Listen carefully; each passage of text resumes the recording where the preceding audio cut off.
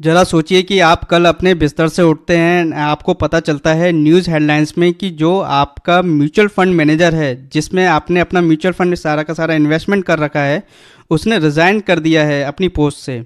तो आपके अंदर डर बैठ जाता है कि मेरे म्यूचुअल फंड की जो वैल्यू है गिर तो नहीं जाएगी, क्या मेरा पैसा इन्वेस्ट किया हुआ सारा का सारा डूब तो नहीं जाएगा, क्या मैं अपना पैसा जल्दी से जल्दी निकाल दूँ।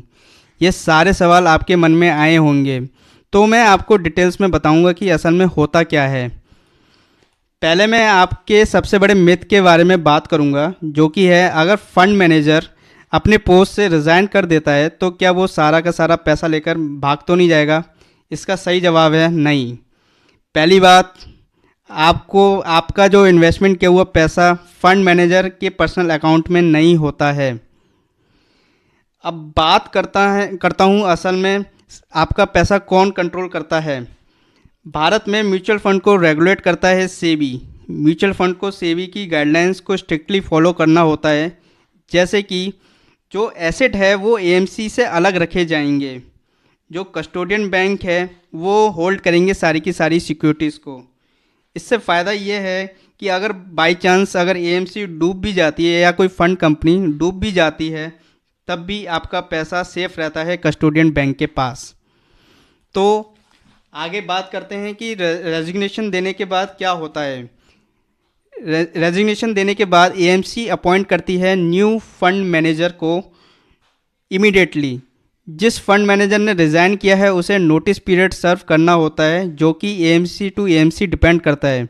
जैसे कोई एएमसी 1 मंथ का नोटिस पीरियड मांगती है, कोई एएमसी 3 मंथ का नोटिस पीरियड मांगती है। अब बात करते हैं आपको चिंता कब करनी चाहिए, पर उससे पहले मैं ये 4 सवाल आपसे पूछना चाहूँगा। क्या म्यूचुअल फंड जिसमें आपने इन्वेस्ट किया है, क्या वो फंड मैनेजर के ऊपर हैवीली डिपेंडेंट था? जो न्यू फंड मैनेजर आया है, क्या आपको ट्रैक रिकॉर्ड बेकार है? क्या नए फंड मैनेजर ने आने से इन्वेस्टमेंट स्टाइल चेंज हो गया है? क्या आपने शॉर्ट टर्म के लिए इन्वेस्ट किया था या लॉन्ग टर्म के लिए? ये आपको अपने आप से सवाल पूछने होंगे। अगर इन सवालों में से कोई भी नेगेटिव लग रही है तो आप ज़रूर सोच सकते हैं, पर ज़्यादातर पैनिक करने की ज़रूरत नहीं है। इस सिनेरियो को बहुत ही आसान शब्दों में समझने की कोशिश करते हैं। मान लीजिए एक क्रिकेट टीम है जो अपना कप्तान चेंज कर देता है, तो मैं आपसे सवाल पूछता हूँ कि क्या वो क्रिकेट टीम गायब हो जाएगी? क्या जो प्लेयर की स्ट्रेटजीज थी वो क्या चेंज हो जाएंगी या बिल्कुल ही बेकार हो जाएगी, या गेम कंटिन्यू कभी नहीं हो पाएगा? तो अगर आपका जवाब है नहीं, तो आप एकदम सही हैं। ऐसा ही सेम म्यूचुअल फंड के साथ होता है।